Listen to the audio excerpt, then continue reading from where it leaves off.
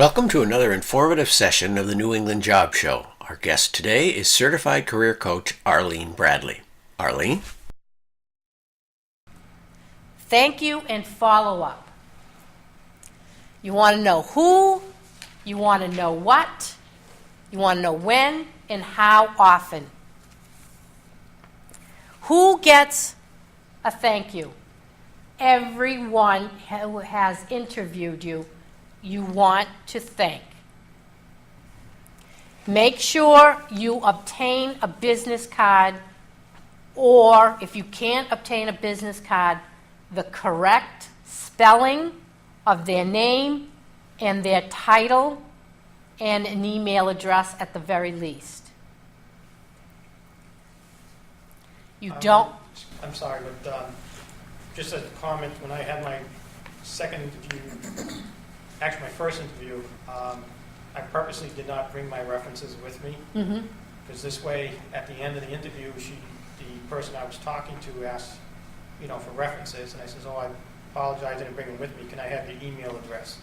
She didn't want to give it out initially, but she gave it to me and allowed me to send my references and also just a little thank you for, the time spent today. So that seemed to work out pretty well, because I've noticed now, a couple of interviews I have, many times the interviewer will not bring their business cards because they don't want to be bothered with unnecessary phone calls and emails. So. That's interesting. Yeah.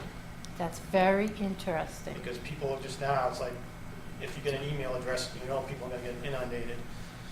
So, it's something you have to play it by ear. You just have to see how the interview goes. So. Another way you could get the email address is ask the receptionist, the gatekeeper, whoever brought you in. You could say something like, I didn't get the correct spelling of their name, and just hope their name isn't John Smith.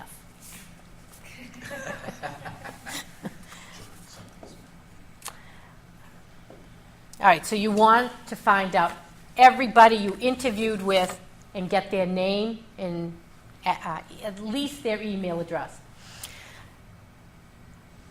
What? You either want to send them a handwritten note or an email.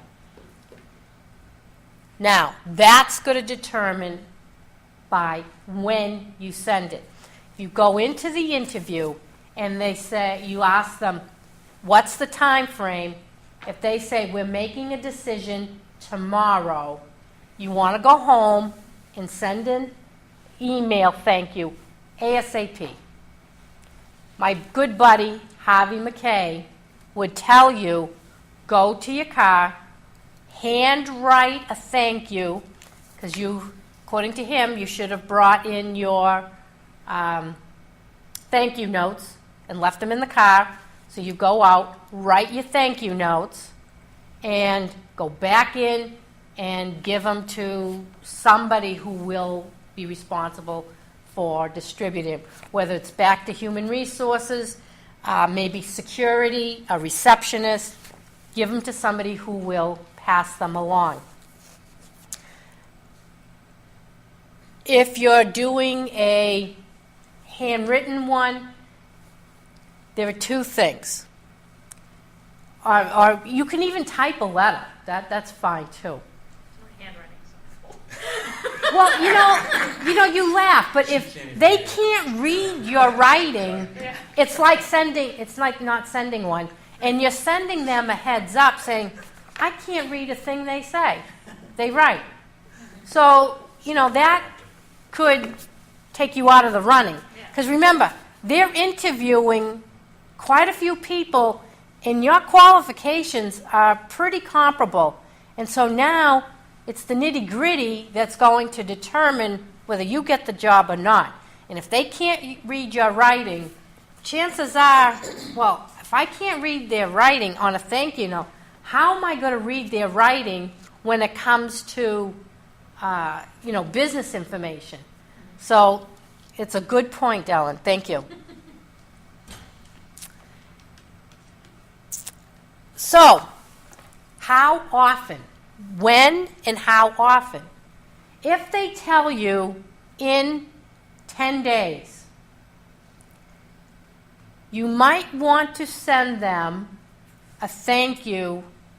Go home, write out a thank you, put it in the mail, and send it off. Then, at about day 5, send them an email with additional thoughts in it, such as, I forgot to mention this. Maybe you don't want to say I forgot to mention this, but something about additional information about your background. Or since you last spoke to them, you have found out this. Or maybe something has come up on the news, in an email, any way, shape, or form. We have 5 more offers, and it's hot. You need an answer. Well, I'm not sure about that, but When I've gotten there, I've tried that once. 10, 15 years ago, and the person on the other end says, well, Mike, do what you have to do. So they didn't come back and say, oh, okay, we'll give you the answer right now. Do what you have to do. so what you want to do is, even if you're in their office and you have a rapport going on, let's say this is their office, and you see a lot of Civil War memorabilia. You come across an article about Civil War, something new. I don't know what could be new, but, oh, I noticed in your office you were interested in the Civil War. I came across this and thought I would pass it along. Or maybe it's the company received an award. Gee, congratulations for your company receiving this award.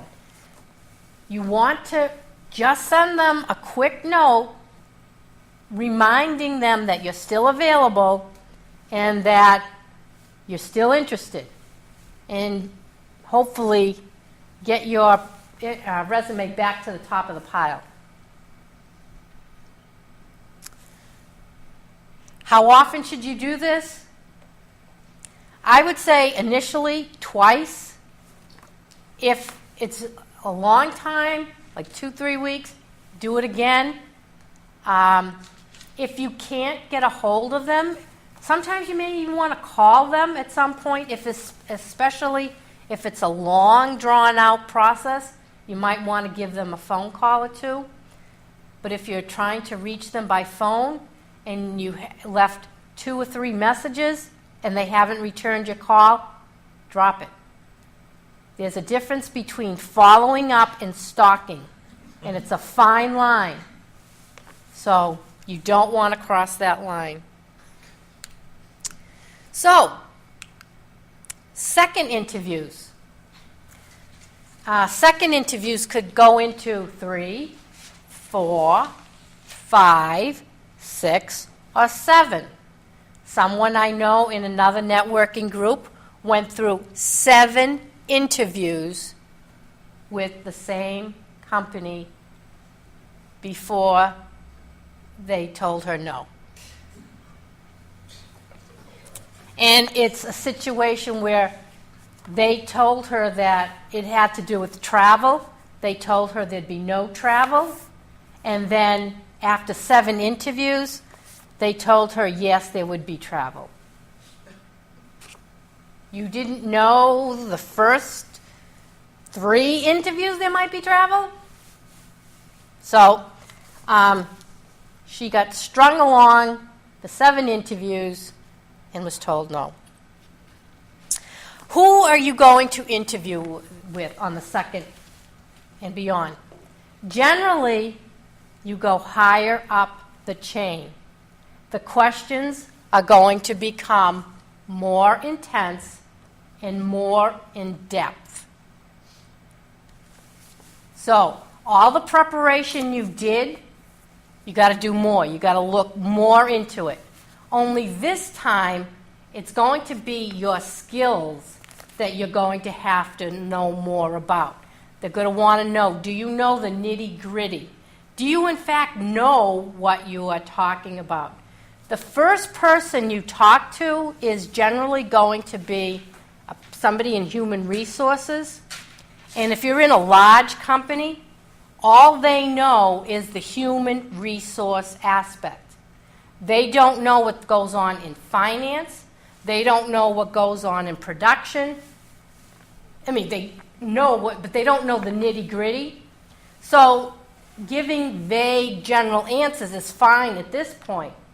But the more up you go, up the ladder you go, the more in-depth your questions are going to be. Also, not only are they going to be more in-depth, but you're going to have to answer some of the same questions. Make sure you are consistent with your answers. You don't want to give one person an answer and somebody else a completely different answer, because then they're going to wonder which one is true. So make sure you're able to give consistent answers. Another thing you're going to want to do is go over your notes from your first interview or the previous interview. So when you come out of your interview, make mental notes. And then as soon as you get home, write them down, because the memory fades after a while. Make sure you have all that information down. Do it in the car. If you take public transportation, do it on the ride home. And when I said in the car, I mean before you start it up and drive away. Spend a few moments debriefing, getting all the information you can on paper. Arleen Bradley has an enthusiasm for individuals and their professional transformations. She has founded 2 networking groups that have served 275 job searchers, of whom 250 are now employed. She is certified as a job search strategist, as a career management coach, and as a job loss recovery coach. She is a Careerism-approved career expert. As a holistic coach, she is just as concerned about the job searcher as she is about the job search. She operates a private coaching practice in Lawrence, Massachusetts. Watch our website, nejs.org, for the next informative presentation of the New England Job Show.